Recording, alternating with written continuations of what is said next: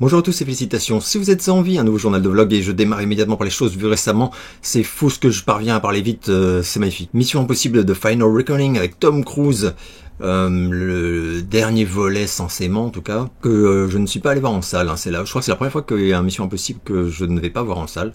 Pour plein de raisons, et y compris les retours, qui étaient unanimement pas euphoriques. Voilà, je disais pas que c'était de la merde, mais il y en avait quand même beaucoup qui disaient que toute la première partie était interminable, très laborieuse, que ça ne faisait que parler, qu'il n'y avait pas d'action, que c'était ultra mégalo, enfin voilà. Et ça m'avait un petit peu calmé. Et après ils disaient que oui, il y avait de très belles scènes sous-marines vers la fin, mais que bon, est-ce que vraiment c'était l'apothéose espérée? Pas du tout, bref. J'étais là, oh merde, d'accord, ok. Finalement, je l'ai vu, et alors peut-être que j'avais été trop calmé par certains retours, mais moi j'ai trouvé que la première partie, oui effectivement, alors c'est long, hein, plus de 2h30, alors bon, moi du coup la première partie, je vais être sincère, je l'ai pas trouvée chiante du tout, et j'étais même surpris, je me disais mais c'est quand que c'est chiant en fait. Alors oui ça parle, mais je trouve qu'il y a quand même de l'action, enfin il y a de l'action. Il n'y a pas de cascade en fait, c'est peut-être l'amalgame que certaines personnes ont fait dans leur compte rendu. Oui, il y a pas de cascade, mais il y a quand même de l'action, au moins dans les événements après, voilà. Et du coup, tu te fais pas chier du tout, enfin je trouve. Et puis ça crée quand même, ça installe des choses qui sont assez importantes pour tout ce qui va suivre la bascule. C'est-à-dire que là où on va, mission impossible quoi.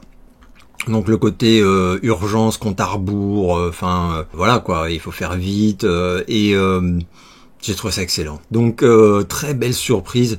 J'ai un peu regretté du coup de pas l'avoir vu en salle, même si voilà, je rappelle, j'ai un très bon vidéoprojecteur avec un très grand écran qui prend presque tout un mur. Donc quand je suis dans le noir, tout ça, c'est la sensation, ces petits cinémas à la maison. Mais évidemment, ça peut pas être comparable avec l'écran gigantesque d'une vraie salle. Bref, parce que j'ai trouvé que c'était très très beau, et c'est totalement, les scènes d'action sont totalement immersives vers la fin. C'est long, mais long, passionnant. J'ai adoré le fait que les scènes soient longues. Toute la scène en mer, là, dans les fonds marins et tout, effectivement, pas spoiler quoi que ce soit. D'autant que j'ai constaté qu'il y a pas mal de gens, en tout cas autour de moi, qui du coup l'ont pas vu encore. J'ai été conquis. Voilà, je trouvais que Tom Cruise était fidèle à lui-même. Et alors il y a une scène aussi, mais on avait vu des séquences du tournage, me semble-t-il, une scène entre deux petits avions qui se tirent la bourre vers la fin. Et j'ai envie de dire que rien que ces deux séquences-là, celle sous-marine qui est très longue et fabuleuse, et toute cette séquence dans les airs qui a coupé le souffle, je me suis vraiment régalé. Voilà. Et j'ai trouvé que c'était très très bon, ultra fidèle à l'esprit Mission Impossible. Il y a un côté émouvant, faut pas exagérer, mais voilà, t'es un peu pris quand même par tout ce qui se passe. Très bon divertissement. J'ai l'impression que ça n'avait pas autant cartonné que espéré. Je ne sais pas pourquoi. Voilà, franchement, je trouve que c'est un des meilleurs, je trouve. Voilà, c'est pas le meilleur, c'est sûr, mais pour moi, il est dans les 3 meilleurs de la saga. C'est très personnel, évidemment. Mais donc, je vous le recommande complètement. Hein. Si vous ne l'avez pas vu, c'est un très bon film d'action, d'aventure. Toutes les promesses sont tenues pour moi, et c'est pas les retours que j'avais, quoi. Donc bon. Qu'est-ce que je veux d'autre? Alors oui, j'ai vu également Together, le film d'horreur, oui et non. Drame psychologique d'un couple qui va mal tout en allant bien, avec Dave Franco. Alors moi je préfère son frère, mais bon, Dave Franco, je l'aime bien aussi, et son épouse que j'ai découvert, que je ne connaissais pas du tout, et qui est le choc du film pour moi, Alison Brie. Je l'ai pas aimé, voilà, je le dis sincèrement, j'ai pas aimé ce film. J'ai vu qu'il y a des gens qui s'extasient dessus. Voilà, donc un jeune couple qui va pas très bien, qui déménage au souhait de la femme, et le mec c'est un peu un branleur, c'est pas un branleur, mais bon, il est musicien, et bref, ça va devenir assez tendu entre eux pour des raisons évidentes, mais ils vont partir en excursion, et dans une forêt, dans un coin de la forêt maléfique, ils vont être contaminés par une force obscure, mais qu'est-ce donc, et qui va les faire, les inciter à fusionner, mais alors vraiment, voilà, du coup physiquement on va dire. Et prétexte à plein de scènes.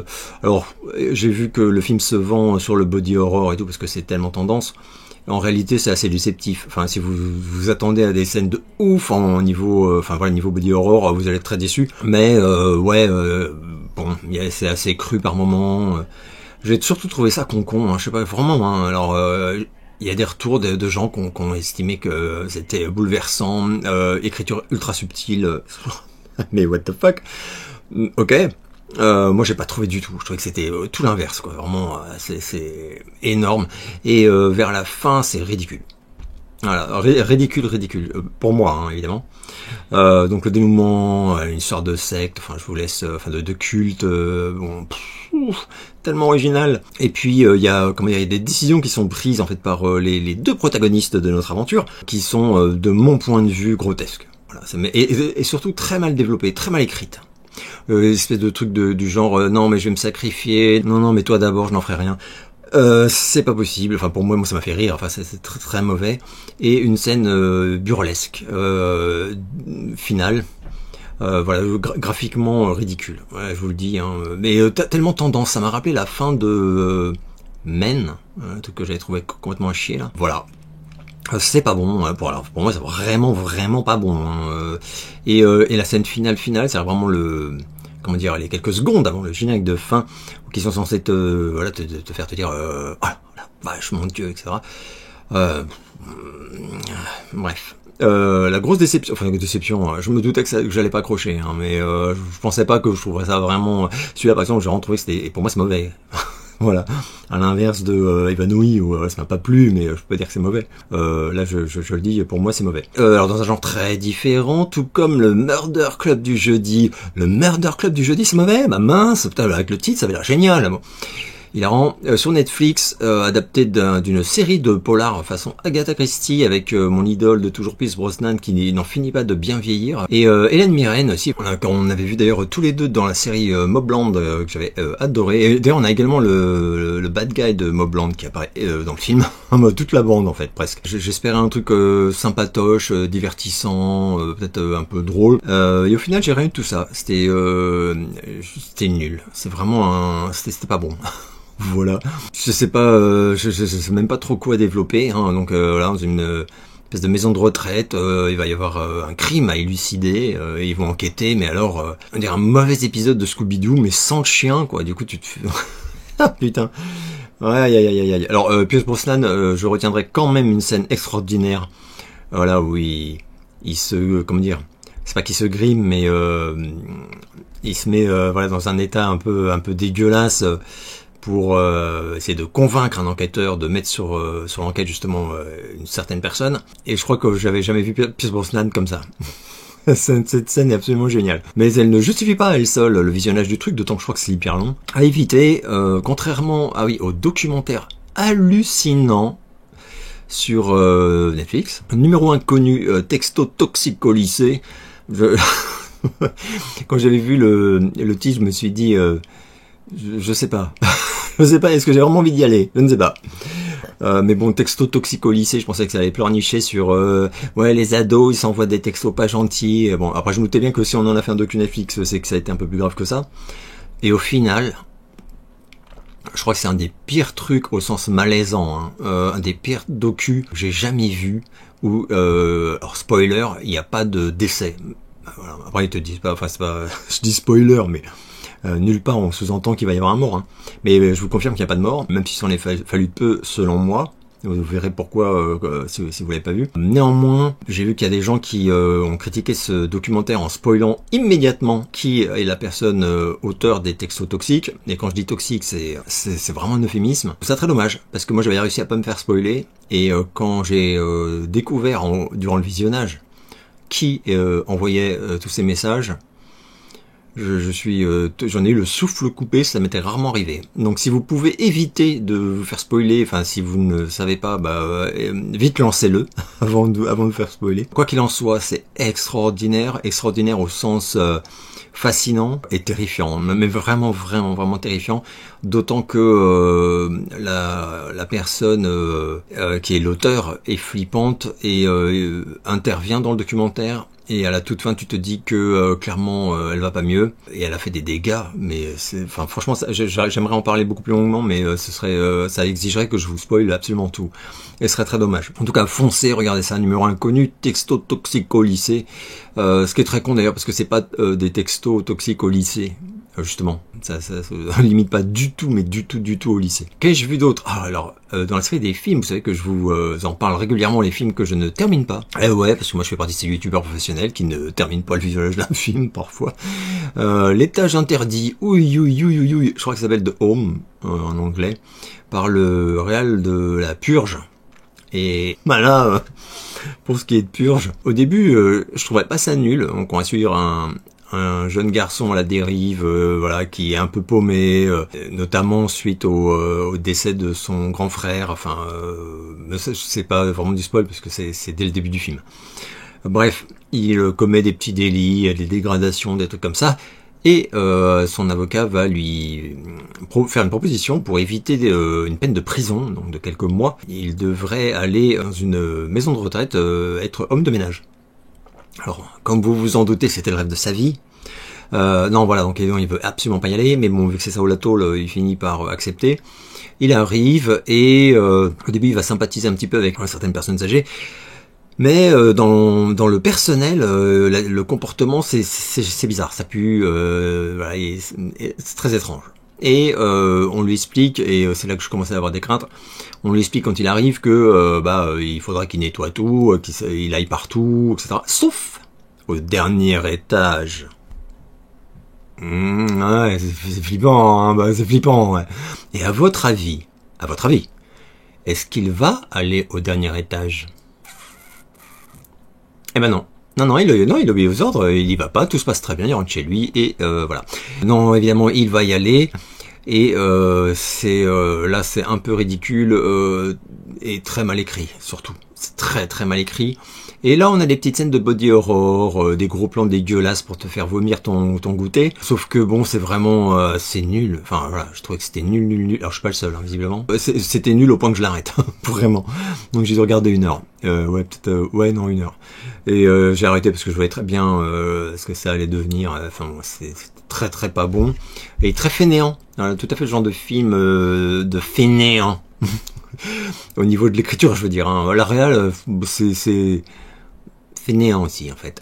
Bref. Qu'est-ce que j'ai vu d'autre? Oh putain, alors là, ça va être compliqué parce que je me suis permis de déglinguer Together, je sais plus quoi, alors que j'ai aimé, et je ne m'attendais pas du tout, Nobody 2, qui, si j'ai bien compris, ne fonctionne pas très fort, et que alors moi j'avais adoré le premier, hein. Je vous en avais fait les louanges à l'époque, c'était dans mon top de l'année d'ailleurs, hein, de l'année où c'est sorti. Bob Odenkirk, je le surkiffe cet acteur, hein, depuis Breaking Bad et surtout Better Call Saul, donc dès qu'il apparaît, je suis content.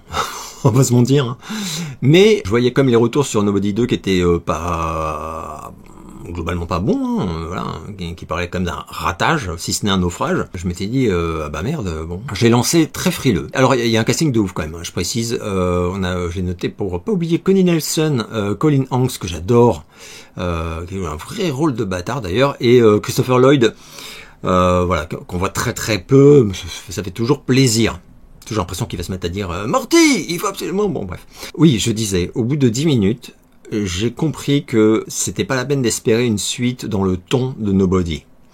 Moi, j'avais vraiment adoré. Enfin, je me suis dit, ok, ce coup-ci, c'est une vraie comédie limite familiale, en fait. Alors que le premier, pour moi, était quand même globalement un polar noir, voilà, avec une sorte d'humour, enfin beaucoup de sarcasme, de choses comme ça, enfin tout ce que j'adore.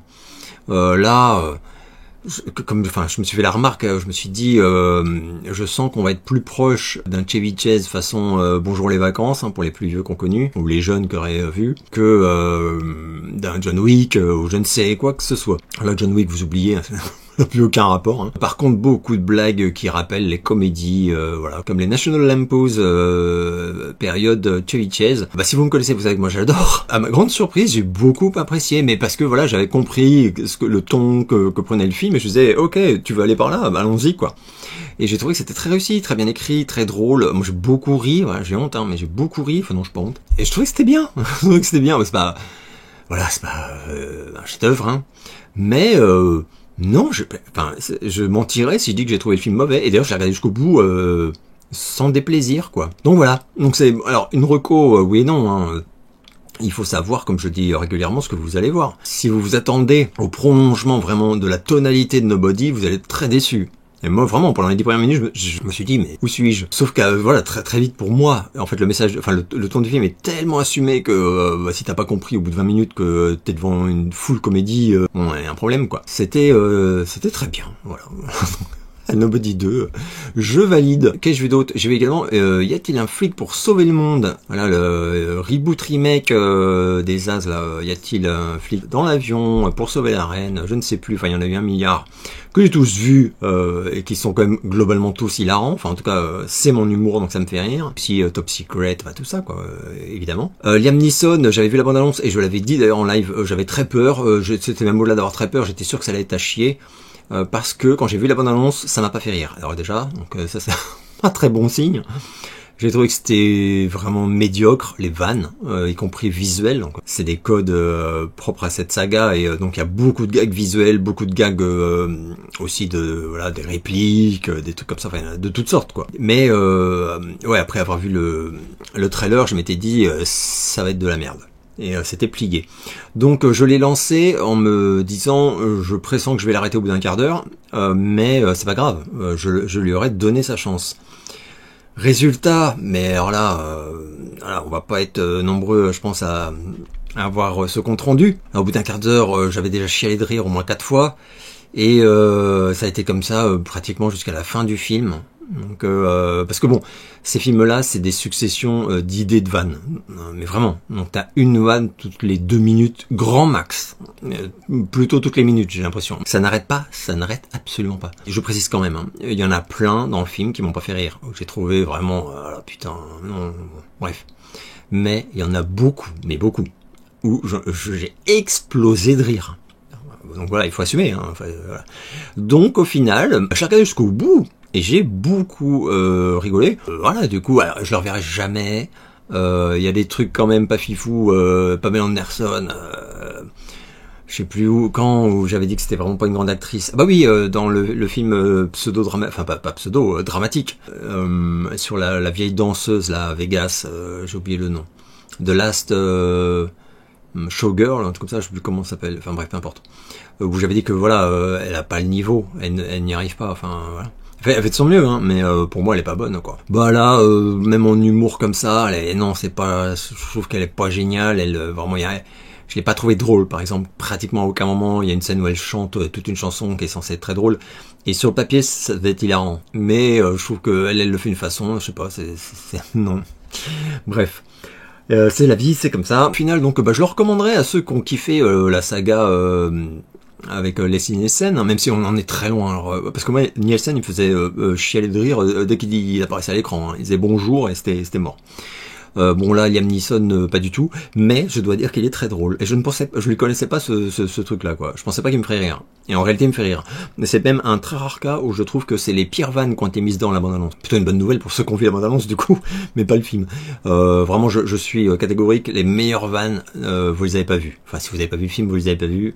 Donc voilà, mais non, mais putain, mais c'est quoi ce YouTuber qui descend together et qui pardonne, y a-t-il un flic pour sauver le monde au bûcher. Je conclus avec... oh putain. Alors là, je vais devenir extrêmement sérieux. Le coup de cœur du JDV, un des coups de cœur de cette année, c'est absolument plié, de toute façon on est en septembre donc je prends plus trop de risques. She Rides Shotgun, petit film que j'ai pas du tout vu venir, hein, qui est apparu sur les sites corsaires. Et j'ai l'impression qu'il n'y a rien d'annoncé, enfin en tout cas d'annoncé c'est quasi sûr, mais il n'y a rien de prévu, même pour la France, alors je suis très sceptique. Un film de Nick Rowland que je ne connais pas, mais que je vais suivre de très près maintenant. Ça dure 2 heures, je vais absolument pas vous spoiler parce que j'ai tellement adoré que, voilà, trop en dire, ce serait dommage. Mais on va démarrer avec une petite fille qui a 10 ans, donc c'est vraiment une gamine, qui sort de l'école et qui attend sa mère, qui doit venir la chercher, et sa mère ne vient pas. Arrive un type qui sort du véhicule et lui demande de monter, et lui dit que c'est son père. Elle a pas l'air de vraiment le reconnaître, et pour cause, il sort en fait d'une longue peine de prison, et il demande à sa fille de monter avec lui, de partir avec lui, au lieu de rentrer à la maison, retrouver sa mère. On comprend dès le début que la mère a refait sa vie pendant le séjour en prison du bonhomme, puisqu'il y avait un beau-père, etc. Mais ce type est pourchassé par un gang de suprémacistes blancs, façon néo-nazi, tout ça machin, faut voyez le genre, comme il y en a aux États-Unis. Et on capte assez vite que le père a un contentieux avec cette bande et essaye de fuir. Il devient clair assez rapidement qu'il n'a pas le choix que d'embarquer sa fille. Alors là, je vais pas vous spoiler pourquoi il n'a pas le choix, mais on le comprend assez vite enfin c'est dit assez vite dans le film, même très vite même. Et c'est une scène absolument bouleversante. Et moi, un des trucs qui m'a accueilli, quoi, c'est que très rapidement, comment dire, ces deux acteurs, ah oui, alors j'ai oublié de vous dire, putain, on est avec Taron Egerton, que j'adore, et qui est absolument extraordinaire. C'est le plus beau rôle de sa carrière pour moi, même si j'avais, merde, comment ça s'appelait, Rocketman. J'avais, sur le biopic sur Elton John, je l'avais, d'abord j'avais beaucoup aimé Rocketman, vraiment, et j'avais trouvé Egerton incroyable. Donc là, c'est un rôle où il est très loin de ça, évidemment. Il y avait aussi la série Blackbird, d'ailleurs, je pense, là, où il était enfin, c'est un acteur génial, quoi, de toute façon. Mais il a avec lui, alors j'ai noté, pour pas oublier, Anna Sophia Egger. Waouh! Mais alors, qui est cette gamine? Ça faisait des années, mais des années, que j'avais pas vu une enfant jouer aussi bien. Et on a également John Carroll Lynch, que j'adore, que j'avais vu notamment dans les comédies avec Will Ferrell, mais et puis qu'on a vu, enfin, on le voit très souvent. Et j'adore sa gueule. Lui qui joue donc l'Empaffé, c'est absolument captivant. Ils sont traqués et ils ne se connaissent pas finalement, cet homme et cette petite fille. On les suit et on les voit s'appréhender, et c'est absolument remarquable. Des scènes d'action dingues. Il y a un équilibre qui est parfait entre scènes d'action et scènes intimistes, on va dire. Et intimistes, elles sont très intenses, en émotion. Alors après, il y a la scène des chips que moi j'adore dans la chambre d'hôtel. En fait, c'est vraiment ça. Même les scènes les plus anodines, elles m'ont marqué. Je les ai trouvées magnifiques. J'ai tout aimé. La réal est sublime.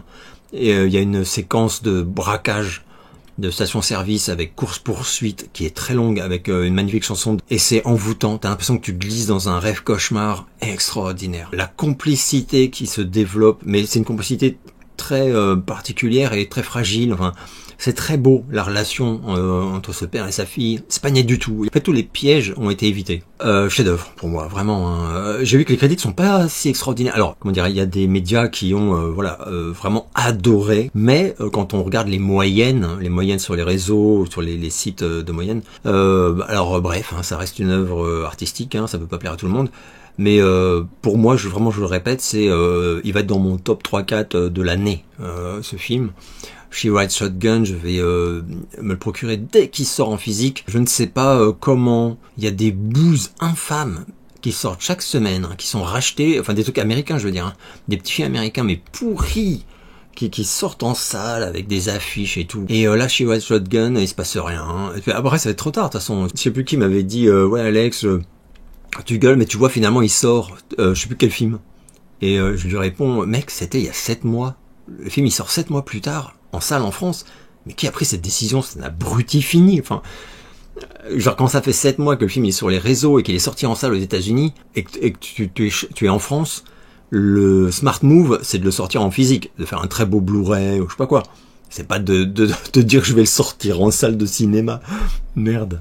Bref, donc jetez-vous dessus si vous pouvez, si votre éthique vous l'autorise également, hein, parce que voilà, pour l'instant en tout cas légalement il est nulle part. She Rides Shotgun, magnifique titre d'ailleurs, adapté d'un best-seller américain, je l'ignorais complètement, que je n'ai pas lu.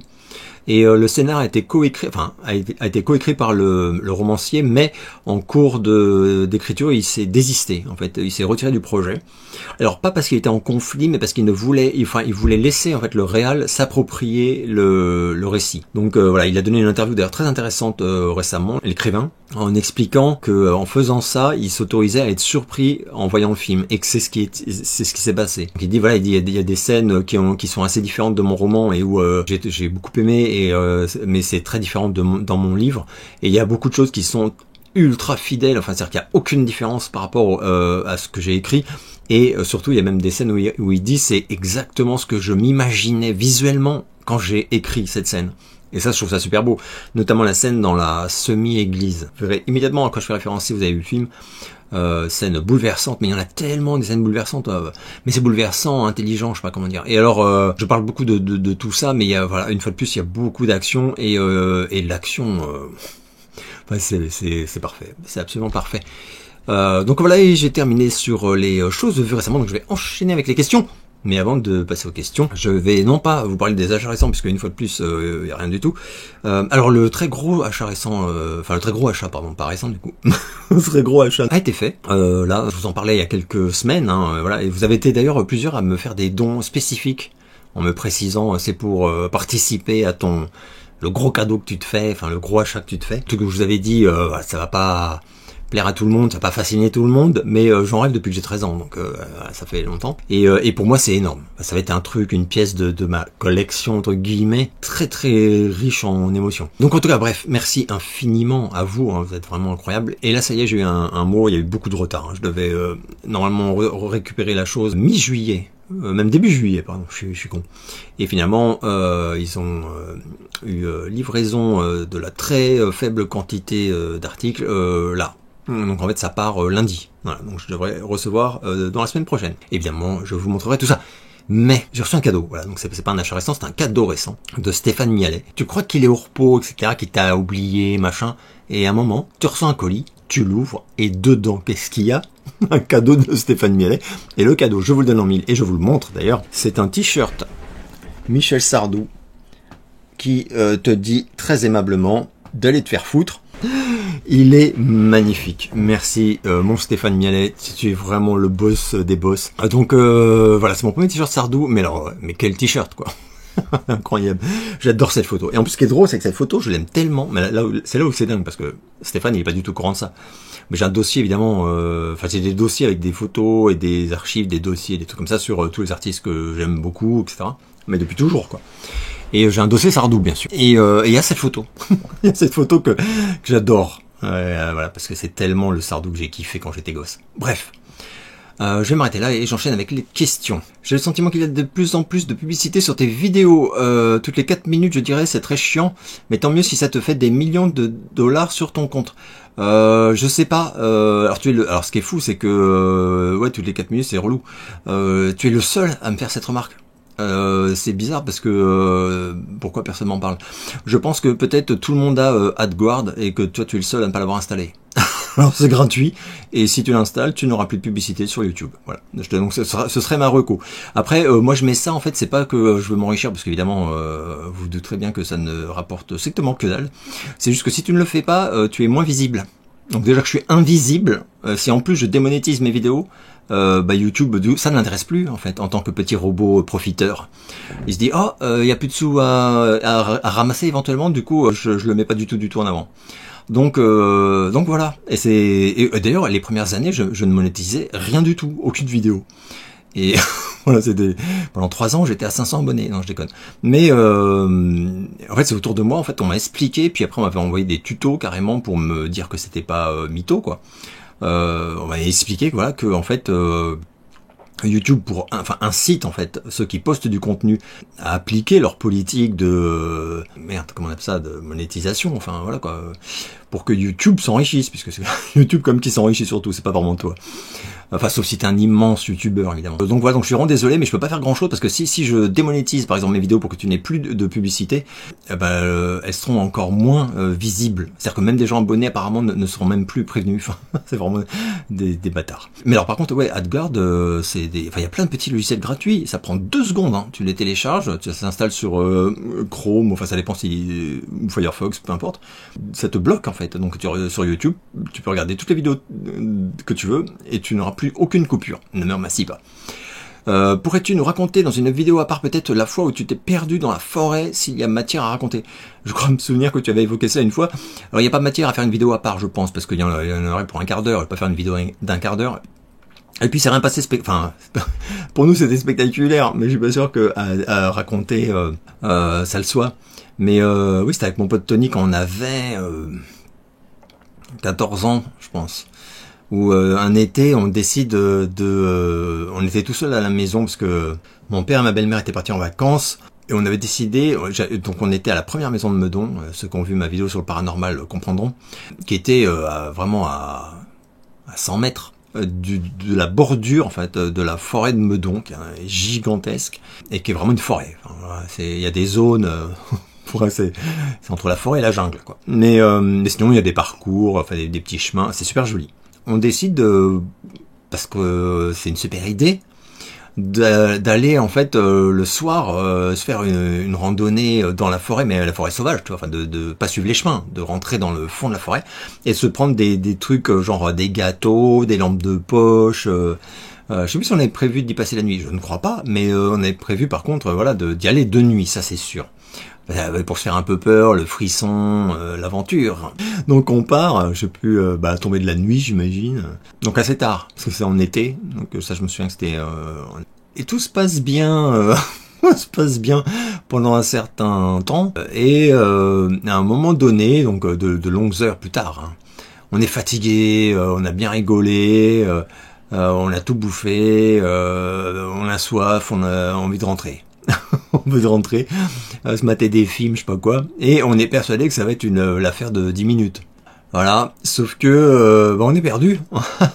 On est perdu. Et en fait, dans du haut de notre intelligence, avec Tony, on s'était dit non, mais la forêt, elle est pas si grande. Enfin, genre, tu marches un peu, tu retombes sur un chemin, puis tu retombes sur une rue, enfin...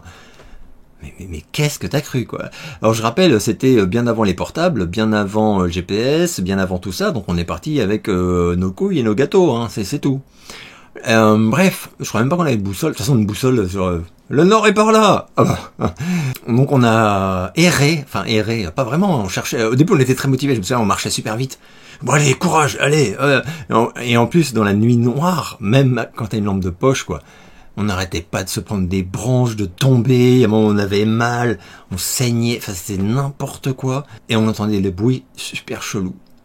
Donc il y avait des bruits, on se disait, ouais, il doit y avoir des lièvres, je sais pas, enfin, on savait pas. Mais des fois on entendait des trucs, on disait, ah non, ça c'est pas un lièvre, ou alors c'est un lièvre de 55 kilos, quoi, mais c'est pas possible. Ah, c'était horrible, horrible. Donc on a l'impression qu'on était suivis, mais vraiment. Enfin bref, en tout cas, ce dont je me souviens, c'est que quand on finit par ressortir... Ah oui, parce qu'au début, quand on sort, on se retrouve sur une route, donc une vraie route goudronnée, mais qui traverse la forêt. Tellement la forêt est gigantesque, en fait. Et on se dit, il était, je sais pas, 4 heures du matin, on était épuisés. Et on se dit, ah, espérons que quelqu'un passe. Et puis avec Tony, on se regarde et on se dit... ouais, enfin en même temps, un mec qui passe tout seul en bagnole à 4 heures du matin, est-ce qu'on a vraiment envie de monter dans sa voiture? Donc on se dit là, non. Donc on a continué à marcher, on s'est dit, si on voit une voiture qui arrive, on se planque dans les bois, quoi. Et quand on a fini par trouver un signe de civilisation, un truc un peu, on s'est dit, ah chouette la ville, mais on n'en pouvait plus. Hein. Réellement, on était épuisés. On voit un panneau comme il y a dans les villes, les panneaux, tu sais, où d'un côté t'as une pub et de l'autre côté t'as le plan du quartier. Et nous on arrive et je vois un panneau au loin, je dis ah putain, un panneau, on va regarder où est la maison, parce que je reconnaissais pas le quartier. Et en arrivant, on était du côté pub, donc on contourne le panneau, on regarde, et moi je suis tellement fatigué, mais je regarde comme ça, et je dis, je sais plus, c'était rue Pasteur, je crois que j'étais. Enfin bref, je cherche la rue comme ça et je la vois pas. Et à droite, t'avais l'index avec toutes les rues. Ouais, si jamais tu regardes le plan que tu la vois pas, tu cherches dans l'index. Je cherche dans l'index et je la vois pas non plus. Et puis Tony me dit putain c'est pas possible, c'est quoi ce bordel et tout. Et moi je lève la tête et au lieu d'avoir marqué Meudon en haut du plan, il y a le nom d'une autre ville. On avait tellement marché qu'on était dans une autre ville. Et donc ça a été horrible. Et on est rentré à pied. On a fini par y arriver. Mais je sais même plus quand on est rentré. Le matin. C'était ignoble. Aujourd'hui, ça nous fait hurler de rire. Tony, si tu me regardes, je sais que tu regardes souvent mes vidéos. Je suis sûr que tu t'en souviens extrêmement bien. Pourquoi les meilleurs youtubeurs ciné français ont 10 à 15 000 abonnés? Quoi? Bah non, regarde, j'en ai que 8000. Humour. Les meilleurs youtubeurs ciné... Attention, je suis pas youtubeur ciné, donc comme ça c'est réglé. Ils ont entre 10 et 15K. Bah, en fait, je peux pas te répondre parce que pour moi non. Les youtubeurs ciné que je connaisse, ils ont pas du tout entre 10 et 15K d'ailleurs. Hein. Ou ils ont moins, ou ils ont beaucoup plus. Mais ils sont pas 10-15K, donc je sais pas. C'est ton avis, mais tu dois connaître des youtubeurs ciné français que je ne connais pas du tout. Du coup, je peux pas trop participer à la réflexion. Ton avis sur les propos de Roger Waters au sujet du décès de Ozzy Osbourne et la réaction de son fils Jack? Ouais, putain, j'ai vu ça passer. D'ailleurs, j'avais même fait une capture du truc pour un pote. Donc pour ceux qui seraient pas au courant, donc c'est durant une interview de Roger Waters, donc de Pink Floyd, hein, dont je parlais il y a pas longtemps d'ailleurs, où on lui a demandé, en fait, c'est même pas qu'on lui a demandé, mais on lui a dit, c'est comme la triste mort d'Ozzy Osbourne qui bouleverse le monde de la musique et où il y a eu beaucoup de dommages, etc., etc. Et alors là, le mec, donc Roger Waters, quoi, il a rebondi, quoi, il a réagi en vomissant. Ah voilà, il a dit, alors pour ceux qui ont raté le truc, hein, c'est pas très long. Bon, non, je vais quand même vous résumer parce qu'en plus c'est long en fait. Donc c'est foutu de la gueule de Ozzy Osbourne, que à part faire étalage de sa stupidité à la télévision, il n'avait pas fait grand chose dans sa vie. Que pour ce qui était de sa musique, il en avait absolument rien à foutre. Mais c'est vraiment, c'est genre avec, c'est dit aussi subtilement que ça. Que ça l'a jamais intéressé, que pour lui c'est absolument de la merde quoi, de toute façon. Et qu'il n'a jamais aimé Black Sabbath, et que leur Ozzy Osbourne encore moins, et que pour lui ça n'a aucune valeur artistique, enfin il comprend même pas que ça ait intéressé des gens, la carrière en fait de Black Sabbath et d'Ozzy Osbourne. Alors, Roger Waters, c'est pas la première fois qu'il dit de la merde et comme un gros connard, ça lui est déjà arrivé pas mal de fois, hein. C'est un mec qui a pas la langue dans sa poche, ce qui est très bien, mais qui est surtout un gros con, enfin très très très imbu de lui-même, et qui a il a aucun respect pour autrui en fait. Ça c'est vraiment compliqué quoi. Donc là effectivement, ça fait 3 semaines qu'Ozzy est décédé, et je sais pas, tu fermes ta gueule quoi, enfin tu dis moi ça m'a jamais touché, il y en a qui ont dit ça, moi ça m'a jamais touché, après oui, effectivement c'était quelqu'un d'important dans le monde de la musique, donc je comprends que ça bouleverse des gens, je sais pas, ça c'est le minimum pour moi. Dire que le mec était un abruti fini et qu'il a rien fait de qualité de toute sa vie, enfin en fait il lui vomit dessus quoi, il lui vomit dessus. Donc voilà, donc il se prend un gros shitstorm, et Jack Osbourne, donc le fils d'Ozzy, lui avait répondu voilà, qu'il pouvait aller se faire foutre et que c'était qu'un sombre crétin, voilà. Et d'ailleurs il a dit mon père m'a toujours dit que t'étais un abruti, et merci de confirmer. Oh, voilà, ouais. Black Sabbath il a dit je me fiche complètement de leur pitrerie, c'est de la merde. J'en pense que le mec vit très mal, mais comme je l'ai déjà dit, je n'ai jamais été fan de Pink Floyd réellement, donc je peux pas comparer, mais à chaque fois qu'on m'a parlé de Roger Waters, c'était pas en bien quoi, humainement je veux dire. Petite recommandation express pour toi, Jusqu'au déclin, un film québécois où des survivalistes qui partent complètement en couille après 30 minutes de film. Oui, alors j'avais vu ce film Jusqu'au déclin. C'est 2020, est-ce que j'avais déjà ma chaîne? Non. Je ne pense pas, ou alors je venais tout juste... Ah, je venais tout juste peut-être de l'avoir, je ne sais plus. Bref. En tout cas, je l'ai vu. Je sais que j'en ai parlé par contre sur ma chaîne, mais peut-être pas au moment où c'est sorti. Je l'ai vu et j'avais beaucoup aimé. Jusqu'au déclin. Très très bon petit film, c'est pas extraordinaire, mais c'est vraiment très très sympa. Instinct de survie avec Blake Lively, niveau film avec requin, excellent, non? Alors ouais, c'est drôle d'ailleurs parce que ça me donne presque envie de faire un entracte, mais je vais plutôt le mettre en fin de vidéo. C'est quoi, je vais te répondre en fin de vidéo parce que je disais précédemment que j'avais fait 3 critiques pour Sylvain des Gardiens du cinéma et que finalement il n'a pu en garder qu'une. Mes 2 autres critiques, hormis 12 Days of Terror, là, qui est ce téléfilm absolument génial dont je parle, j'avais recommandé Instinct de survie et l'autre c'était Open Water. Donc vous savez quoi les gars, je vais vous mettre en fait les 2 petites recos là que j'avais fait en fin de JDV, voilà, en cadeau bonus, voilà. Oh vraiment, vous êtes pourri gâtés les gars. Et comme ça je répondrai à ta question, car oui, c'est excellent, et c'est excellent au point que je l'avais sélectionné dans mes recos. As-tu vu la série Bates Motel? Ouais, j'avais beaucoup aimé d'ailleurs. Surtout, enfin, le tandem là, entre la mère et le fils, génial, adoré quoi, absolument adoré. Et par contre, l'acteur là, le jeune acteur, j'ai oublié son nom, mais il avait fait, enfin, je crois que ça continue d'ailleurs, The Good Doctor là, ça j'aimais pas du tout, mais bon. Ah bah apparemment ça cartonne. Hein. J'ai revu le documentaire sur les producteurs de la Canon, je te le conseille, hilarant et passionnant, mais je l'ai vu à belle lurette mon ami, comme tu t'en doutes. J'ai même vu les 2, parce qu'il y a eu 2 documentaires sur les deux de la Canon. Un validé, enfin un à leur demande même en fait j'ai envie de dire, hein, et un qu'ils ont renié. Voilà. Et pour moi, il faut avoir vu les deux. Il y en a qui est très bien intentionné et l'autre un peu plus réaliste, on va dire. Enfin, ils sont très complémentaires. Tim Matheson ou King, les deux pour moi, est les meilleurs dans les nouvelles. Moi pareil, Richard Matheson, c'est vraiment un de mes auteurs préférés. Et comme je le dis à chaque fois, c'est un type qui a fait aussi fort dans les policiers, enfin dans les romans policiers, que dans le fantastique, la science-fiction, tout ça. Mais par contre, autant, oui, alors ces nouvelles fantastiques, tout le monde les connaît, autant ces polars, ils sont très durs à trouver, enfin voilà. Alors que c'est génial. Que penses-tu de la série de publicité Parkside avec Schwarzenegger? Son jeu d'acteur, je le trouve extraordinaire. J'attends toujours avec impatience ce nouvel épisode. Ton avis, va-t-il utiliser le nouveau coupé? Je ne sais pas. Ce que je sais, c'est que oui, c'est un régal. J'aime beaucoup l'idée. Je trouve ça génial. En plus, ça fait, enfin, Schwarzenegger qui fait de la pub pour Lidl. Enfin, ça hurlait de rire. Et j'aime vraiment bien. Je trouve que c'est bien. Ça comment dire, c'est pas. Il se compromet pas, enfin c'est drôle quoi, c'est vraiment bien.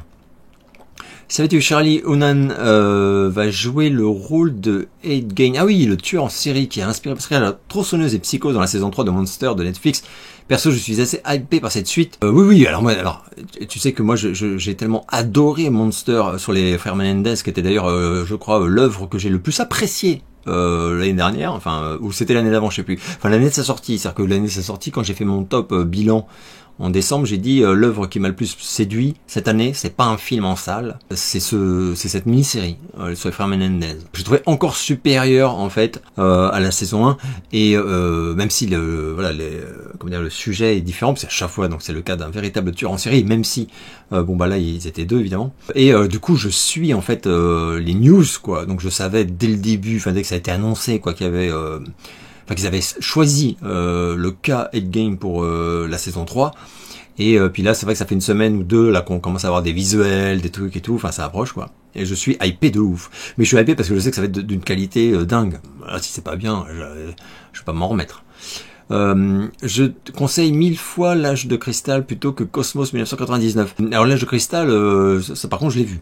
J'avais beaucoup aimé. Je l'ai pas revu depuis longtemps, mais me méfie parce que c'est spécial quand même. Mais bon. Tu as zappé Duran Duran au moment de faire des recos sur les groupes des années 80. Je ne te cause plus. D'ailleurs, on parle toujours de Duran Duran comme d'un groupe des années 80, alors que U2, Simple Minds et Depeche Mode, jamais. Comment expliques-tu ce phénomène? Pour moi, Duran Duran, c'est un groupe actuel au même titre que les autres. Non, alors moi je comprends. C'est parce que contrairement à U2, Simple Minds, par contre pour moi ça n'a rien à foutre là, mais bon. Par exemple, contrairement aux autres groupes que tu me cites, c'est-à-dire U2 et Depeche Mode, plus jamais Duran Duran n'a connu le triomphe au level des années 80.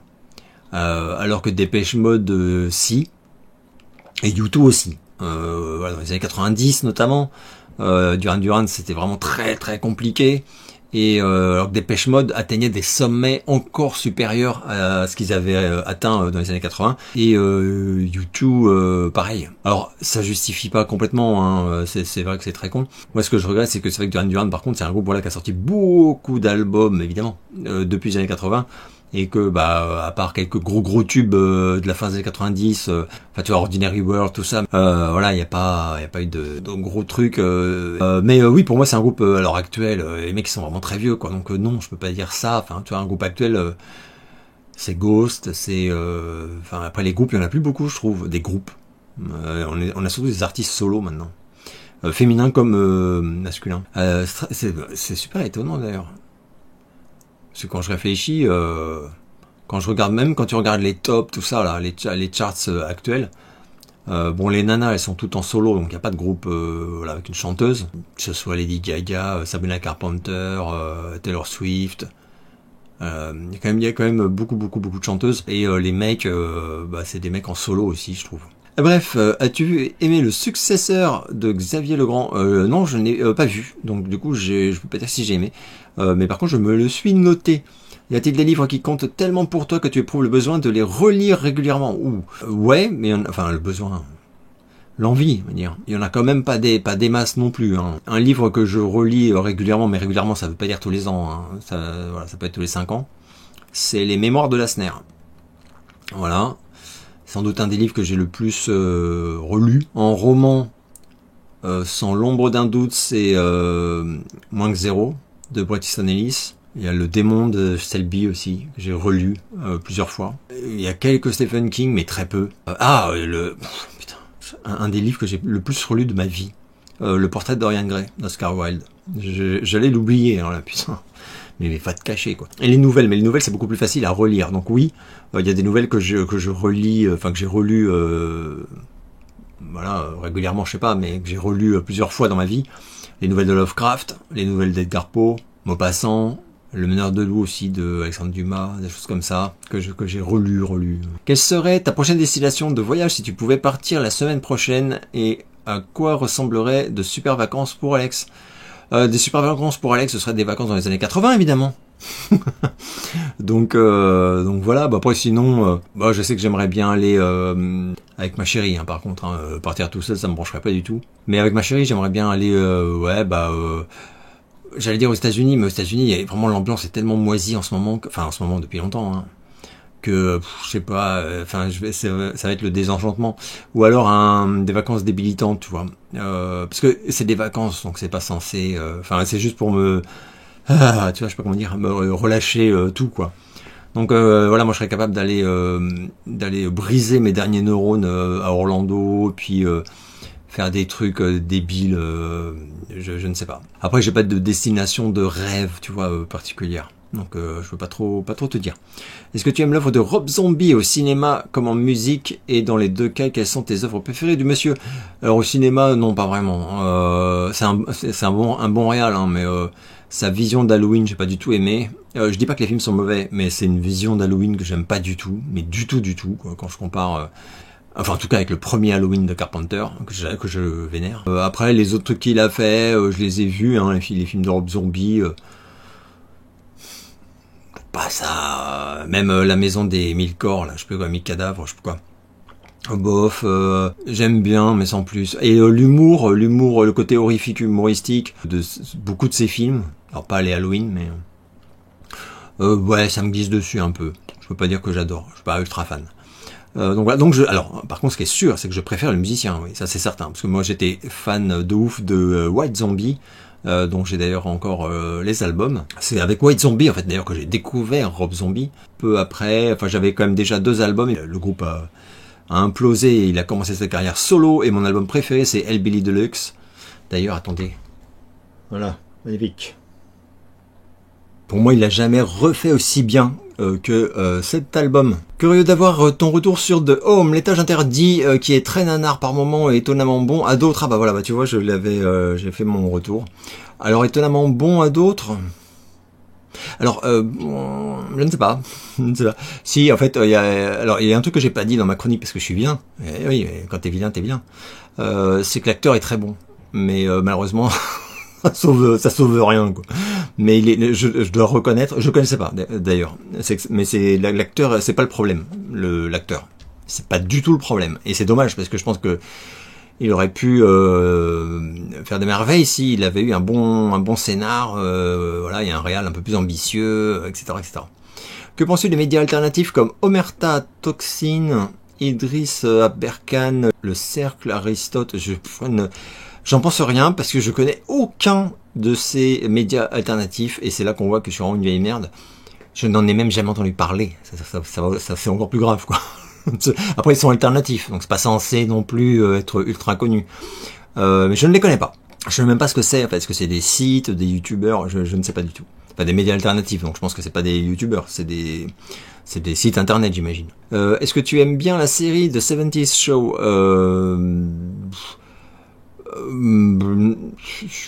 Voilà. C'est ma réponse. Si on t'avait dit en 95-96 que des groupes comme Guns N' Roses, Def Leppard, Motley Crue, Poison, Journey, Judas Priest, Iron Maiden rempliraient des arénas, voire des stades, en tant que tête d'affiche dans les années 2010-2020, que Simple Minds et Tears for Fears seraient toujours performants en 2025, est-ce que tu aurais pris ton interlocuteur pour un fou qui divague en se replaçant dans le contexte de l'époque? C'est une très bonne question. Je crois que ce qui m'impressionne le plus, en fait, quand je lis ta question, c'est le fait que si on m'avait dit que en 2025 des groupes comme Guns N' Roses ou Def Leppard rempliraient des stades, ce qui est le cas actuellement par exemple, que eux ils rempliraient des stades alors que en parallèle Tears for Fears ou Simple Man surtout ne parviennent plus du tout à remplir des grandes salles, des trucs comme ça. Duran Duran dont je parlais tout à l'heure, c'est vraiment un cas à part, et encore ils ne remplissent pas des stades, hein, faut pas déconner non plus, mais ils remplissent des salles tout à fait convenables. Ils ont moins de succès, enfin clairement quoi, ils rapportent moins d'argent, ils ont moins de succès, et ça je l'aurais pas forcément cru que voilà, que des groupes des mêmes années mais qui sont enfin que en gros parmi les dinosaures on va dire des années 80, ce seraient les dinosaures heavy metal qui auraient plus de succès que les dinosaures pop rock. Mais après oui, j'avoue que dans les années 80 j'aurais cru qu'en 2025 la Terre aurait explosé parce que ça semblait tellement loin, donc et puis aussi il y a un truc, c'est que quand t'es jeune et que t'as des idoles qui sont elles-mêmes jeunes, tu les imagines pas vieilles. Moi je trouvais ça complètement ridicule, et d'ailleurs c'est drôle parce que là c'est vraiment cocasse parce que le mec est toujours en vie et est toujours en forme et est toujours en concert, mais moi quand j'étais voilà à la fin des années 80, pour moi Mick Jagger c'était un vieux papy, c'était l'idole des vieux papys, et je me disais oh, jamais moi j'aimerais des gens qui ont plus de 50 ans, enfin je sais pas, j'exagère, mais alors qu'aujourd'hui c'est presque l'inverse, jamais j'aimerais des gens qui ont moins de 50 ans. Qu'est-ce qu'il est drôle. Alors, est-ce que le groupe Junkyard t'avait marqué à la fin des années 80, début 90? Ce groupe américain qui se situait musicalement entre Guns N' Roses et Lynyrd Skynyrd a fait partie des Outsiders de l'époque, qui n'étaient pas passés loin de la consécration, mais qui ont dû se concentrer sur un succès d'estime. Leur chanteur David Roach est décédé récemment d'un cancer. Tu sais, il y a mais tu dois le connaître, je pense, Hair Metal Guru, que j'adore et que je suis sur YouTube, qui en parle régulièrement de Junkyard, parce que lui il a bien aimé. Moi j'avais acheté le premier album, j'avais pas trop kiffé le son, la tonalité, tu vois, tu dis entre Guns N' Roses et Lynyrd Skynyrd, moi je dirais que c'est plus Lynyrd Skynyrd effectivement que Guns N' Roses quand même. Donc j'avais pas adoré, voilà, j'avais acheté l'album mais j'ai oublié le groupe très vite. Et après j'ai vu que ça marchait pas quoi, effectivement, que ils ont même pas eu un tube quoi.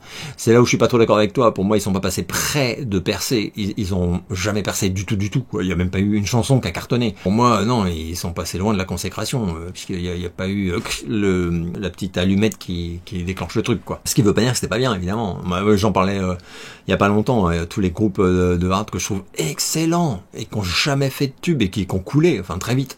Alors que merde, les chansons étaient trop bonnes quoi. Que penses-tu du livre Vipère au point de Hervé Bazin? Est-ce qu'il t'a marqué? Je n'ai jamais lu aucun livre d'Hervé Bazin. Voilà. Donc je connais le nom, mais ça s'arrête là. Quel est ton meilleur souvenir de publicité au cinéma? Pour moi, c'est la pub du parfum Fahrenheit. L'homme qui traverse le désert puis marche sur un ponton en direction de l'océan avec sa musique envoûtante. Artiste Pat Metheny, titre As Falls Wichita, So Falls Wichita. Connais-tu cet artiste? Pas du tout.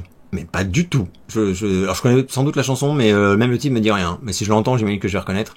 Celui-ci a fait une collab avec David Bowie sous le titre This Is Not America. Je me souviens très bien de... De toute façon, j'ai tout Bowie, donc oui. Version qui existe en instrumental, sous le nom Pat Metheny Group, sans oublier, pardon, j'articule plus. Eh oh, réveille-toi mec. Sans oublier la pub de bière Heineken pour l'ambiance musicale, Robert Palmer. J'aimais beaucoup Robert Palmer, j'ai même un best-of qui est excellent, mais Every Kind of People, c'est une chanson que je déteste. Je déteste. Par contre, elle est magnifique, mais j'aime pas du tout. Alors, on pourrait croire que je suis devenu fou ou schizophrène, mais en fait, je peux dire dans la même phrase que j'ai conscience qu'une œuvre est magnifique, mais que par contre, toutes ces caractéristiques ne me déplaisent. Oui, alors pardon, du coup, non, il n'y a aucune pub ciné qui m'est marqué. C'est fou, hein, pour un ex-publicitaire, c'est les boules. Hein. Sincèrement, non. Il y en a plein où je m'en souviens, mais que j'ai adoré, que j'ai trouvé remarquable et tout. Au ciné en France, non. Au vu de ton vécu vidéo sur le paranormal, n'as-tu jamais pensé à afficher un poster du film SOS Fantôme dans ton bureau, avoir une réplique de la Ghost Trap avec le Proton Pack, sans oublier la combinaison rangée dans le placard? Ne serais-tu pas possédé par les objets autour de toi? Alors je suis totalement possédé par les objets autour de moi, je te le confirme.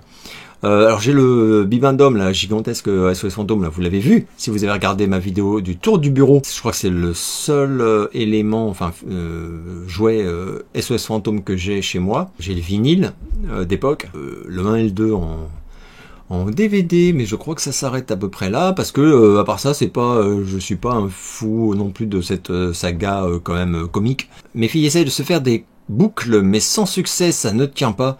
Toki, c'est quoi cette question? Toki admirateur. Ah oui, je m'en souviens. Toki admirateur du milieu métal des années 80, quel était leur secret? Quel était le secret, pardon, de leur chevelure? Bah, pour les boucles, permanentes, j'imagine. Enfin, j'en sais rien. Enfin, je ne sais pas. Je sais pas parce que moi, par exemple, tu vois, quand j'avais les cheveux super longs, en fait, il y avait même pas à l'époque les, comment on appelle ça, les pinces, là, pour raidir, là, comme ça. Parce que ça, j'aurais aimé avoir ça. Parce que moi, je trouvais qu'ils avaient trop de volume, mes cheveux, et du coup, j'aimais pas, je trouvais ça moche. Mais bon, j'avais quand même les cheveux longs. Je trouvais ça plus beau que les cheveux courts, quoi. Mais, si j'avais pu, au lieu de faire des boucles, parce que j'ai jamais aimé les boucles, mais après, voilà, j'étais pas une fille non plus. Et puis mes idoles c'était des looks assez genre Nikki Sixx, tout ça. Nikki Sixx c'était bien raide, tout. Bref, c'est passionnant. Donc voilà, donc les secrets de leur chevelure, oui, c'était ça. Alors après, je sais qu'il y en a quelques-uns qui avaient des perruques. Alors pas dans mes idoles à moi à l'époque, hein. En tout cas, je sais que les mecs de Dokken, Rat, Bon Jovi, c'était leurs vrais cheveux, Skid Row, Poison, tout ça. Mais je sais qu'il y en avait où c'était les perruques. Bref. Alors, ce dont j'ai rien à, enfin, ce qui est pour moi est pas une honte du tout. Je m'en fous complètement. Enfin, moi, le truc vrais cheveux, faux cheveux. Du moment que t'es bien dans ta peau, j'ai pas de truc. J'ai pas le, comment on appelle ça, le culte du, c'est naturel, c'est vrai. Enfin voilà, mais pas ça du tout. C'est comme les gens qui disent, non, faut pas se teindre les cheveux. Il faut laisser tels que tu les aurais naturellement, hein, même si tu trouves ça moche. Hein. Ah bon? C'est quoi ce raisonnement de merde? Ça m'a toujours fait ultra rire, quoi. Mais d'autant que les gens qui disent, par exemple, ouais, mais c'est pas naturel. Moi, je veux bien, mais dans ce cas-là, non seulement tu arrêtes de teindre les cheveux, mais tu arrêtes de te raser. Le Seigneur ne t'a pas fait raser de près, hein. Donc, tu triches, en fait, en te rasant. Donc, non seulement tu dois avoir tes cheveux de la couleur naturelle, mais tu dois aussi avoir la barbe jusqu'aux pieds. Ouais, il faut être cohérent dans son raisonnement de merde. Irais-tu ou n'irais-tu pas voir le Magicien d'Oz version sphère? Ah oui, à Las Vegas. Oh non, j'irai pas. Pour ou contre la restauration du hors-champ grâce à l'IA? Ah ouais, contre. Et toutes les animations autour. Bref, ça t'inspire quoi? Moi, je trouve ça assez fascinant, mais du coup, il n'y a plus de hors-champ et ça, c'est pas toujours cool. Non, moi, j'adore le hors-champ. Enfin, Sphère, j'aime pas du tout. J'ai vu des vidéos de ce que ça donne. Là. Je salue la performance, quoi. Enfin, l'innovation et tout, mais je n'aime pas du tout ce que ça, le rendu. Je n'aime pas du tout. Je n'en veux pas.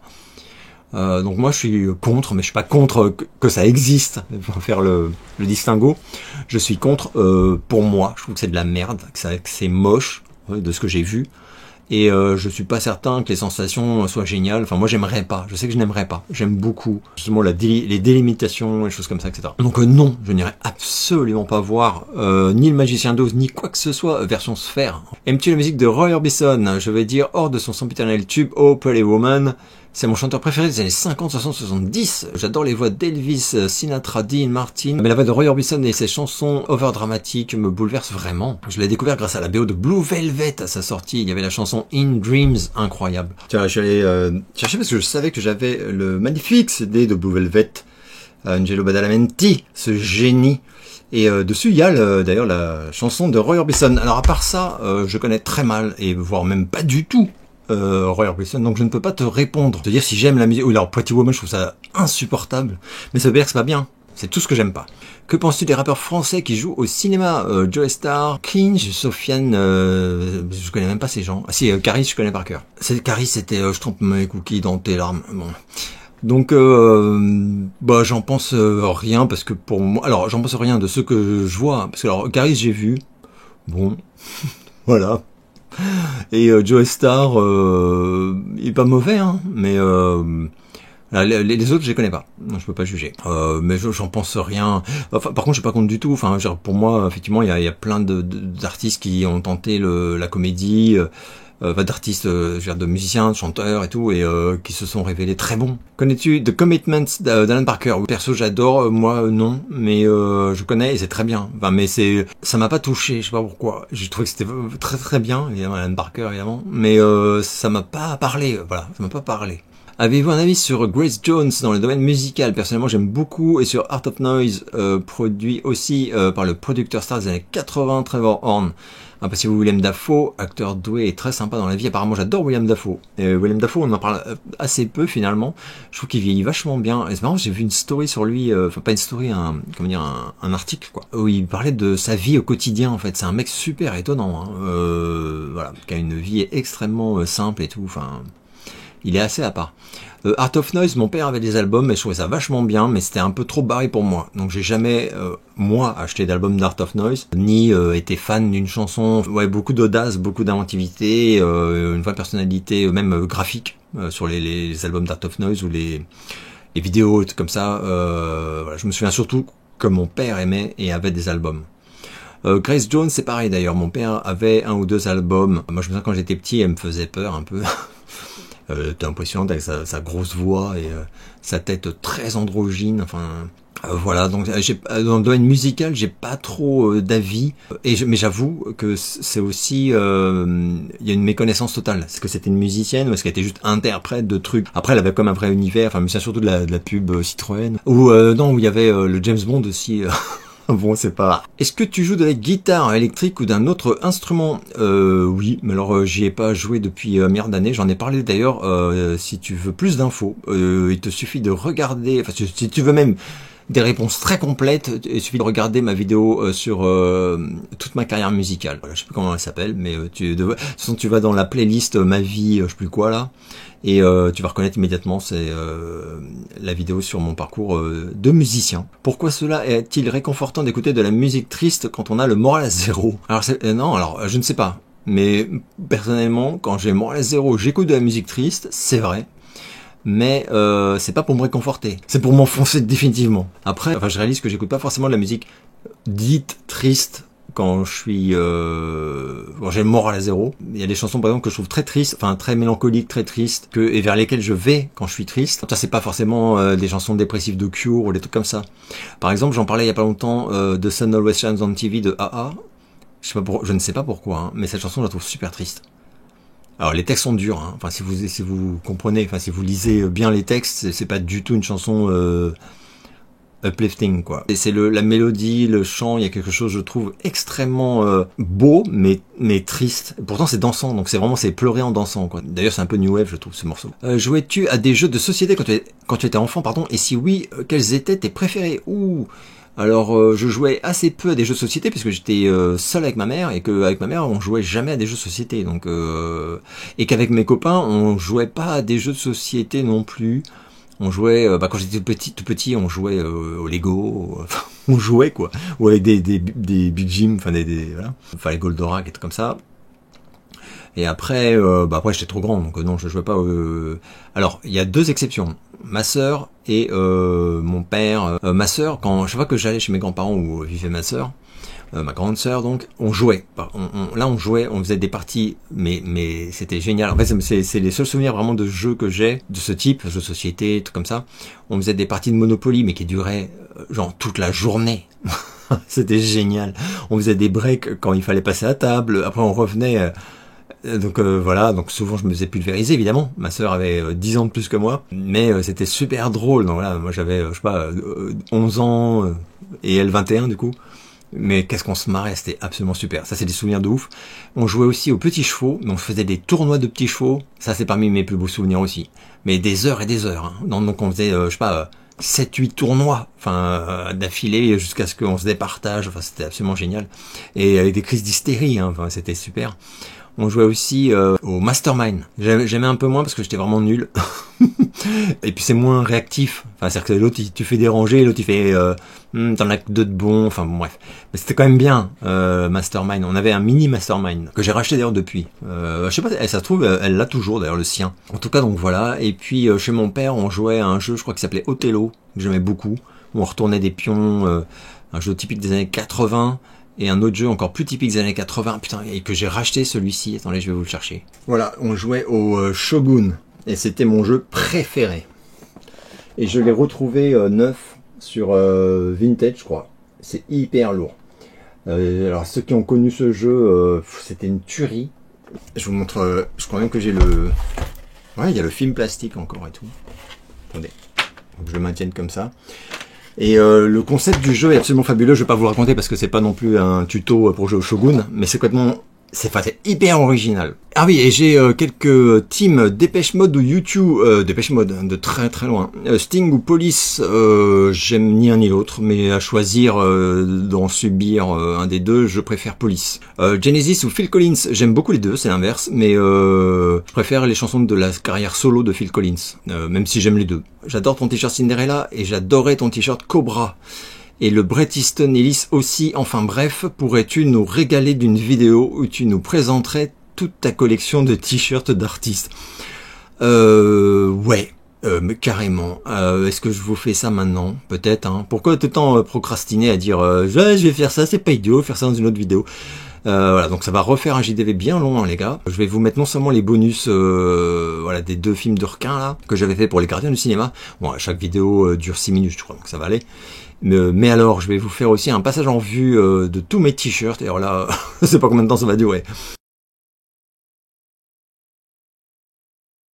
Je vais aborder le film Instinct de survie, titre original de Shadows, sorti en 2016, réalisé par James Collet-Serra, à qui on doit pas mal de films, mais dont aucun m'a vraiment marqué. Même si j'avais beaucoup apprécié, je le dis sans ombrage, puisque je n'ai aucun amour propre, son film avec Paris Hilton qui s'appelait La Maison de Cire, un film d'horreur...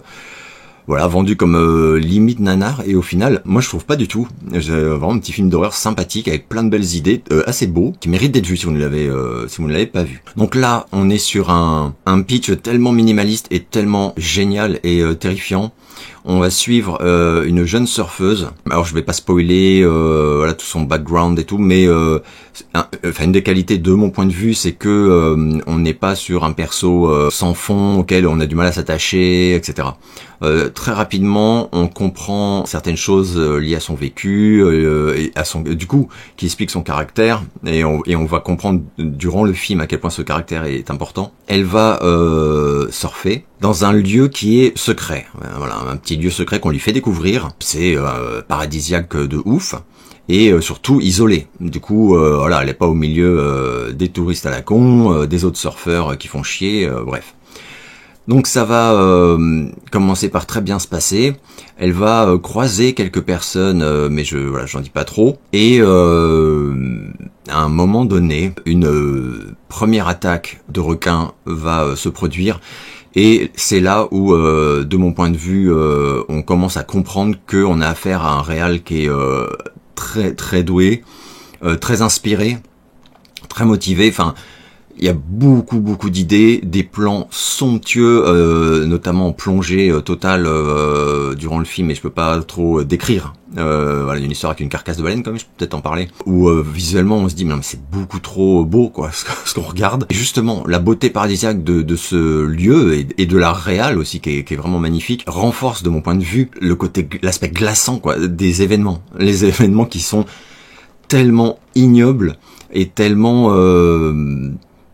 comment dire, c'est cruel quoi. Moi ce que j'ai beaucoup aimé dans ce film par exemple, c'est qu'il parle, il aborde en fait énormément de thématiques à travers vraiment un pitch vraiment ultra simple, puisque donc vous l'avez plus ou moins compris je pense, à partir du moment où ce requin va apparaître, il ne va plus laisser tranquille la surfeuse et elle va devoir se réfugier sur un rocher qui est je crois à une bonne centaine de mètres de la plage, ce qui en réalité n'est rien du tout. Sauf que c'est trop pour c'est trop pour t'y risquer quand t'as un grand requin blanc qui t'attend réellement, qui rôde, qui t'a vu, qui t'a cerné et qui t'a cerné même dans tous les sens du terme. Thriller, j'allais dire psychologique en partie quoi. Et film d'horreur total quand même. Il y a quelques scènes du coup d'attaques de requins qui sont tellement bien trouvées. Il y en a une notamment qui est tellement violente et tellement soudaine, dont elle est spectatrice, voilà, je peux quand même le dire, j'ai absolument adoré. Et oui, je disais, on se fait pas chier d'abord, à nouveau un film assez court, et surtout on peut pas s'empêcher de faire, d'avoir des réflexions quoi sur la nature humaine, la vie, puisque il va y avoir des événements où elle pourrait reprendre espoir et non, et c'est pas, c'est la faute à plein de choses très très très variées. Il y a aussi la relation avec l'oiseau, que je trouve remarquable, quelle idée géniale. C'est vraiment bourré de très bonnes idées. J'aimerais bien développer, mais réellement c'est du spoil. Enfin, si je vous parle de plein de trucs, je vous spoil tout quoi. Et c'est complètement con. Donc je peux pas te dire grand chose de plus. Mais c'est un énorme coup de cœur. Je me souviens quand ce film est sorti, donc en 2016, vraiment l'affiche, tout ça, je me disais bon, ça a l'air très léger quoi. Et au final, mais pas du tout. Et c'est un film très intelligent. L'actrice est incroyable, Blake Lively, je la connaissais pas du tout. Elle est évidemment, elle porte tout le film quoi. Enfin, on est avec elle et vraiment sur les 3/4 du film. Uniquement avec elle et ce drame qu'elle subit quoi. Elle est absolument parfaite, même la performance physique elle est dingue, et à la fin du film on est vraiment attaché à elle. Moi-même ça m'avait surpris la première fois que je l'ai vue. La charge émotionnelle est réellement très bien distillée et elle marche de ouf quoi. Donc grosse reco, c'est vraiment un film que j'aime énormément, dans mes films préférés de requins, dans mon top 10 sans aucun problème. Et voilà, je pense qu'il y a énormément de gens qui l'ont vu, mais si vous ne l'avez pas vu, là encore ça va être compliqué de le justifier, donc il faudrait vite y remédier. Alors ma deuxième recommandation sera également adaptée de faits réels sordides, et il s'agit d'un film qui lui aussi est sorti en 2004, c'est Open Water, en eau profonde, je crois, ils avaient sous-titré pour le marché français. Un autre point commun d'ailleurs avec 12 jours de terreur dont je parlais plutôt, c'est sa durée. Parce que là aussi, on est largement en dessous d'1h30, 1h20 je crois, quelque chose comme ça. Et parmi les particularités de ce film que j'aime tant, il y a sa création. C'est écrit et réalisé par, à l'époque en tout cas, un inconnu qui s'appelle Chris Kentis. Et le budget total du film est de $130 000. Fait vraiment... c'est hallucinant. Sachant que dès sa projection au festival de Sundance, il avait été racheté par, les droits avaient été rachetés par Lionsgate pour 2,5 millions, donc une belle affaire. Et quand on voit le résultat, sincèrement, on ne peut qu'être impressionné. Après, c'était donc un tout petit film destiné à pas grand-chose, et c'est devenu, je trouve en tout cas personnellement, un classique des films d'horreur en mer, tout simplement, et aussi des films de requins, de mon point de vue. On va suivre l'histoire d'un jeune couple qui, éreinté par leur boulot, s'offre quelques jours de vacances sur les plages des Bahamas. À peine arrivés à l'hôtel, je crois que c'est dès le lendemain de leur arrivée, ils vont s'inscrire pour une petite virée en bateau qui propose aux touristes de faire de la plongée sous-marine pour visiter les barrières de corail. Voilà, donc une super idée, un super plan, normalement. Donc ils partent quand même au large, clairement. Et alors ils sont, je sais plus combien ils sont au total, mais ils sont assez nombreux. Enfin voilà, c'est toute une équipée. C'est les virées qui existent, qu'on connaît tous. Une fois sur place, les organisateurs, je crois qu'ils sont 2, demandent donc qu'on compose des binômes qui pourront aller sous l'eau librement, se faire plaisir à regarder le spectacle et ont pour consigne de revenir au bout d'une demi-heure.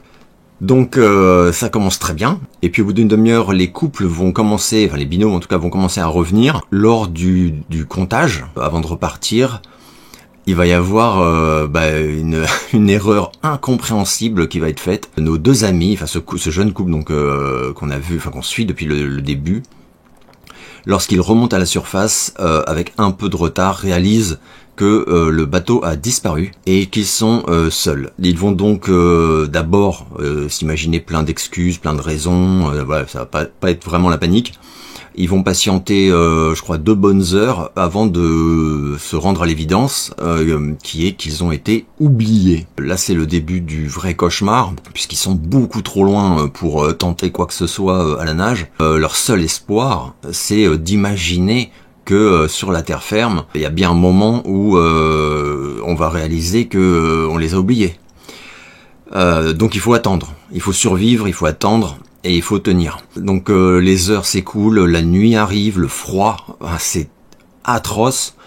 Ça m'a vraiment, c'est un film qui m'a bouleversé. C'est pas juste un film sur un film d'horreur sur des attaques de requins, des choses comme ça, même si elles sont d'un mon point de vue, atroces parce qu'elles sont assez minimalistes et très dures. Enfin, je sais pas comment dire. On n'est pas dans le grand spectacle là, pour des raisons de moyens aussi, je pense. Mais c'est parfait. Il y a notamment tout un jeu avec la caméra à la surface de l'eau, mais qui du coup enfin au ras de l'eau, mais qui ne voit pas ce qu'il y a en dessous. Voilà. Enfin, du coup, c'est très immersif, c'est ça que je veux dire. Bref, c'est horrible. Et c'est assez bouleversant, c'est un film qui fait peur, enfin, je trouve, mais qui est également triste, c'est terrible. Voilà, je sais plus si je l'ai dit, mais c'est une histoire vraie, donc, si oui, je crois que je l'ai dit au tout début. Inspiré de l'oubli en fait, donc d'un jeune couple, c'était dans les eaux australiennes, mais c'est le même concept, ils étaient partis visiter les barrières de corail, tout ça, et ils ont été oubliés. Voilà, et ils sont morts. Atroce, mais au final un excellent film que voilà, pareil, j'ai revu pas mal de fois. Alors il y a une suite à ce film, forcément, vu son triomphe, qui n'est pas mauvaise du tout. Ça mérite d'être vu également. C'est inspiré d'un incident réel, là encore, et qui a d'ailleurs provoqué, une loi pour imposer un système d'échelle sur les bateaux, enfin, sur les yachts, tout ça, pour permettre aux gens à la mer de pouvoir remonter, même quand il n'y a plus personne sur le bateau. Enfin, en tout cas, Open Water, si vous ne l'avez pas vu, d'abord c'est inexcusable, mais ensuite c'est récupérable par contre. Voilà, parce que le film évidemment est trouvable très facilement en Blu-ray, en DVD, etc. Voilà, j'ai migré près de l'endroit où je stocke toutes mes merveilles sur textile. Et je préviens tout de suite que je vais faire assez vite. On va pas faire des débats et l'historique de chaque t-shirt parce que sinon il y en aura pour 1000 ans. Parce que il y en a trop, voilà, tout simplement. Donc je vais les passer en revue et ce sera à peu près tout, voilà. Premier t-shirt Syndrome pour la sortie de l'album Blackout. Donc voilà, Syndrome, mon projet musical pour ceux qui ne le sauraient pas encore. Ensuite, t-shirt Christine, magnifique, que j'ai beaucoup porté à une époque. Vous constaterez que je replie à chaque fois juste après, c'est assez admirable. Ah, t-shirt Kenner. Il y a des trucs, je suis sûr que j'ai oublié que je les avais. T-shirt Batman ultra classique. T-shirt Vendredi 13. Voilà. Ah oui, alors celui-ci je l'aime beaucoup. Un t-shirt de Belfast Club acheté à New York. Sur Broadway même, je me souviens. T-shirt ZZ Sputnik. Hop.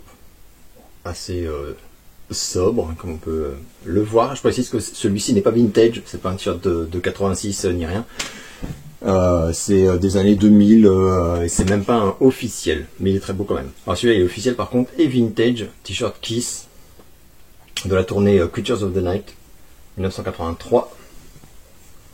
Le dos est hop. Bonjour. Putain. Mais cet homme est fou, calmez-le. Ouais, t-shirt Kiss, il va y en avoir quelques-uns quand même. Je précise d'entrée de jeu. Anti-héros.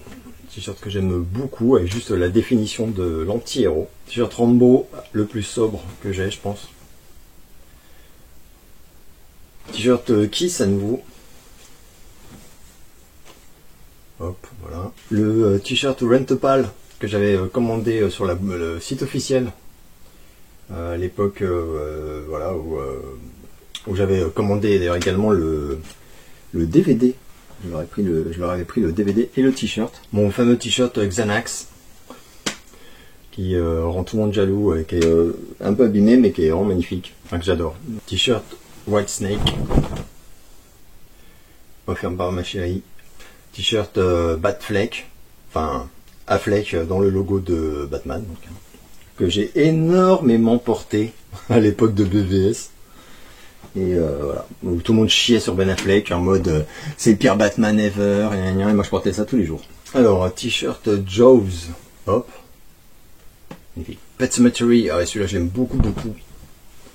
Il vient des États-Unis.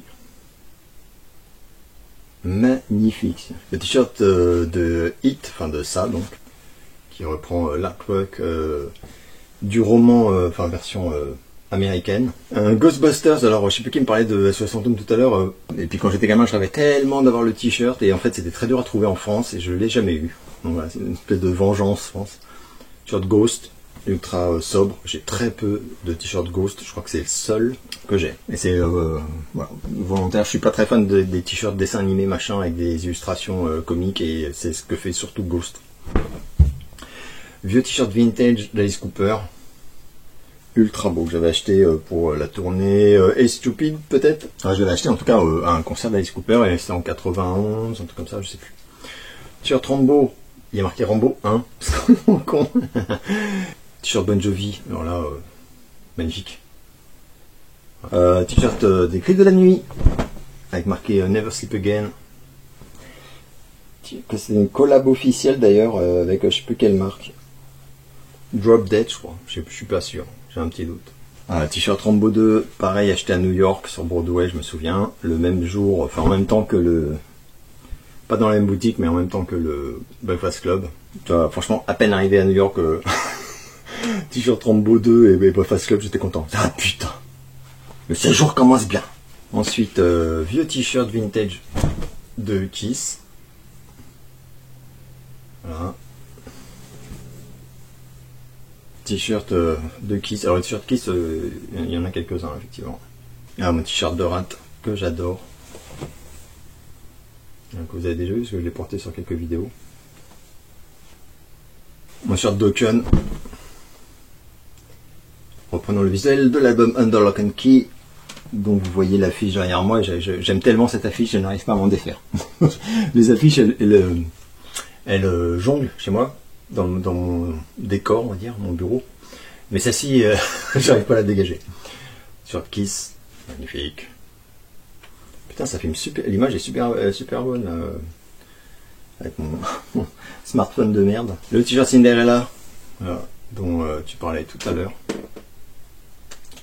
Un t-shirt Syndrome. Voilà. T-shirt Cobra. Que je surkiffe. Voilà, que j'ai créé, que j'ai entièrement... Enfin, c'est moi qui ai fait le visuel. Alors celui-là, il est très très vieux. De Beat It. Que j'aime énormément. Voilà, celui-là, il a vécu, hein, on peut le dire.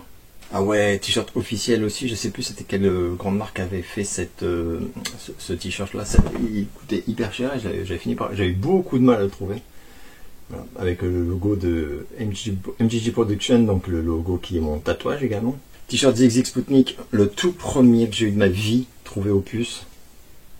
Je vous raconte même pas comment j'étais heureux quand je suis arrivé au puce et que j'ai vu ce t-shirt, qui est tellement chic, hein, parce que moi donc direct, j'arrive en cours avec ça, quoi. Oh putain, c'était drôle. Les profs ils étaient fascinés, ils regardaient les... Voilà. Putain, non mais très bonne qualité de la caméra. Ils regardaient ça, mes profs, et ils disaient, ok, d'accord. Oh putain. Et j'en reviens pas. Alors là, par contre, on m'aurait dit en 2025, tu auras toujours ce t-shirt, tu ne l'auras ni perdu, ni détruit, ni jeté.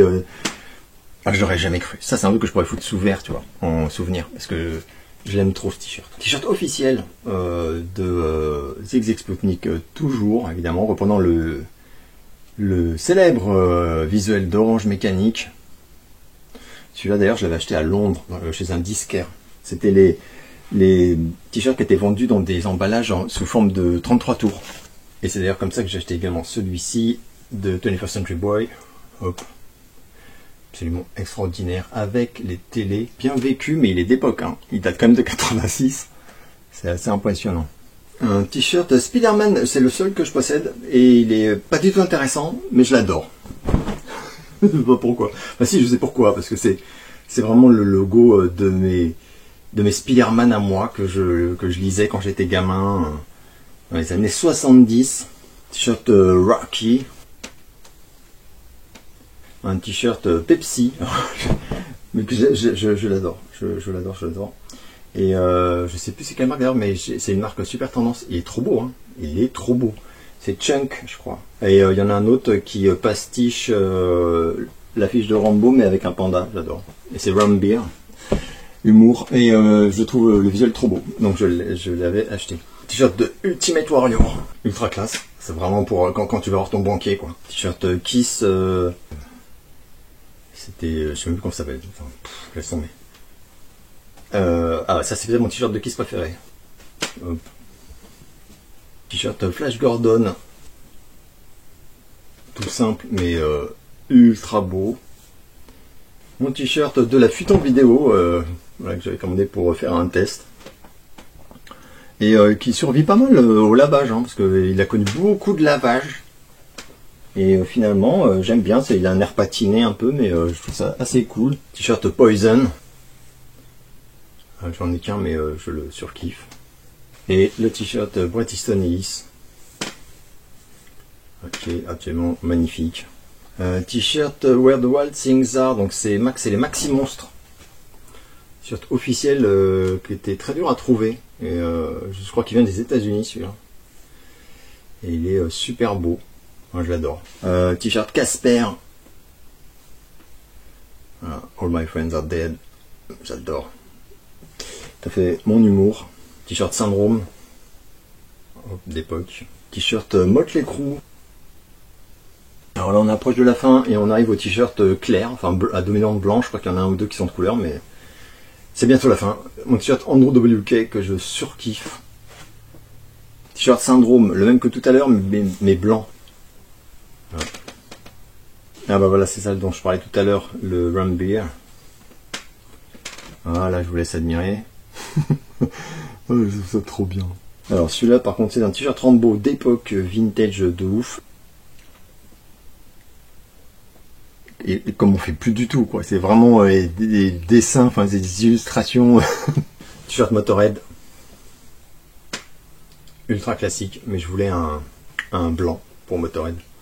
Je ne sais pas pourquoi, mais c'est comme ça. Ah oui, celui-là j'aime beaucoup aussi. Mishka, je crois, oui, c'est même sûr. Qui détourne la campagne de pub qu'il y avait dans les années 80 aux États-Unis, qui s'appelait Dare. Dare Say No to Drug. Détournement. T-shirt Rocky Balboa. Hop. Oh là là, lui il est violet. Oh là là. T-shirt SOS Fantôme. Officiel, comme vous pouvez le voir, mais fatigué. Oh là là, qu'est-ce que je le kiffe celui-ci. T-shirt officiel de Dallas. Voilà. Mais trop beau. Ah ouais, mon t-shirt Better Call Saul. J'avais oublié que j'avais ça. Alors que pourtant, je l'ai beaucoup mis. Mais alors celui-là, énormément. T-shirt Godzilla. Alors celui-là, je l'aime vraiment beaucoup aussi. Hop, voilà, je vous montre. Et dans le dos, ce que j'adore, c'est que t'as toutes les... Au lieu d'avoir les dates, t'as toutes les villes qui détruit. T-shirt Marilyn Manson. Antichrist Superstar. T-shirt Cat Flag qui décline donc le logo de Black Flag. T-shirt des Beastie Boys. Et c'était le dernier t-shirt, je crois bien. J'en ai quelques-uns dans le bureau, mais on va se les épargner. Il y en a de toute façon très peu. Il y a le Cat House, voilà, que je vous avais montré, du club à Hollywood. Donc j'arrête là, j'espère que vous allez bien et je vous donne rendez-vous très bientôt pour une nouvelle vidéo.